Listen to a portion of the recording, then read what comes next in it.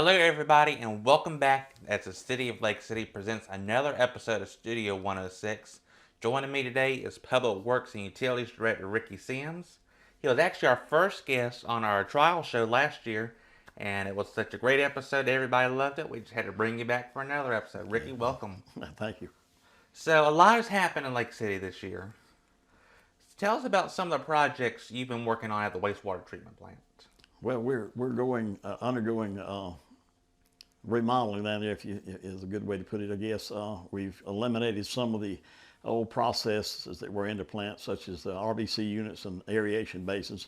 We actually got some new ones that's built, new blower building, a septic receiving station. A lot of that's been added to the plant, and it's nearing completion. Probably in the next several months, maybe by the beginning of the summer. Some of that may be completed. We're in the process of testing some of the processes out now, and it's a big project, a $10-11 million project with what we were doing with some addition to repairs work on some of the clarifiers. So it was a very expensive project, but kind of nearing a completion, probably the beginning of the summer, maybe on that part.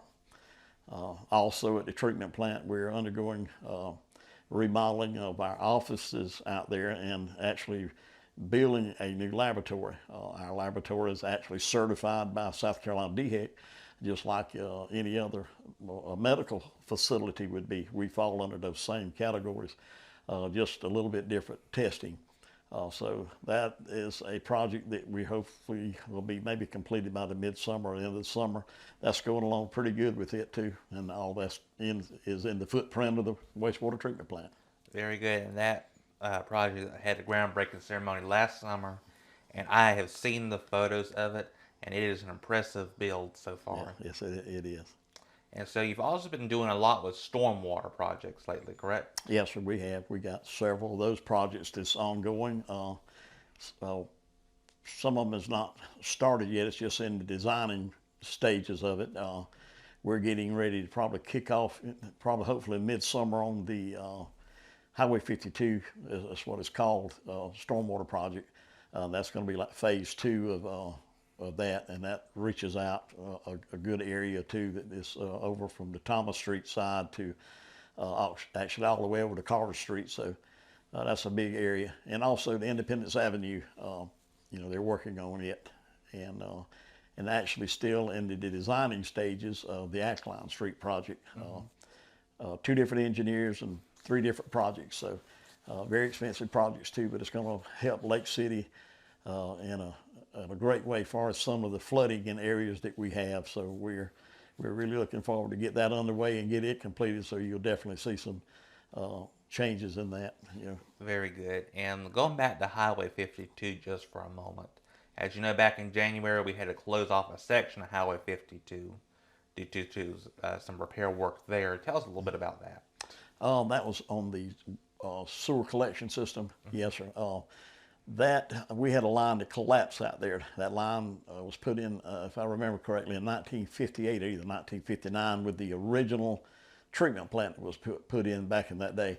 That line was still under Highway 52 and still intact, but anyway, it collapsed, and it was a very expensive project. We had the highway blocked off for a little while there to get that line replaced back, but we ended up having to rebore the highway and put a new line under it and everything. So I think that was about a $405,000 project that kind of caught us by surprise. We didn't know it was in that shape, and but anyway, when it collapsed, it let us know. But anyway, that's taken care of, so that's a plus for us now too.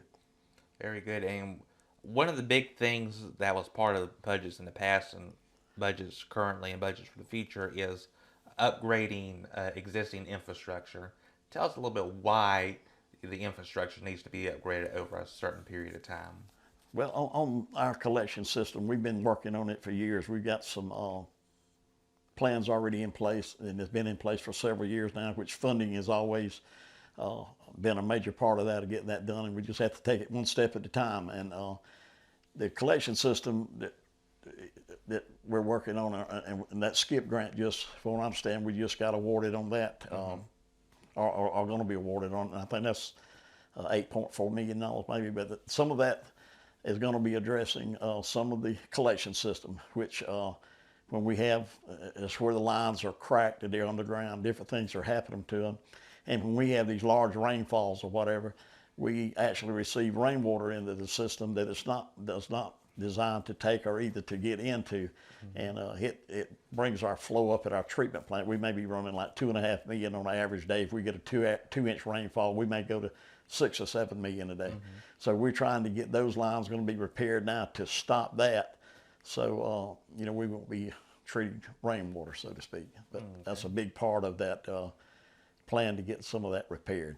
Very good. And what are some things people can do at home to help prevent like sewer clogs and stuff like that? Probably some of the best things you can do is like with the wipes and things, especially since the pandemic, we see in a lot of wipes and different things that people are using that's going down the sewer system.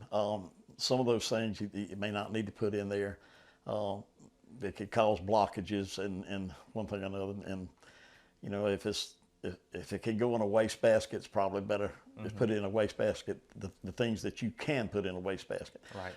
we'll dispose of it there. Other things like with the summer coming on, the clean out plugs are in the yards. A lot of people may hit them with the lawnmowers and things like that. If those things like that doesn't get repaired right away, we get a rainfall or whatever, then the rain comes out of the yard and goes into the sewer system. That's a couple of things that they could kind of look out for. Okay, great. Ricky, thank you so much for joining us today. Yes, sir. We'll have you back again next year, talk about some more projects and other ways for everybody to help get involved in the community. Join us again next week. We'll have a preview of the Food Truck Rodeo coming to the Village Green on May 6th. Thank you for joining us here on Studio 106.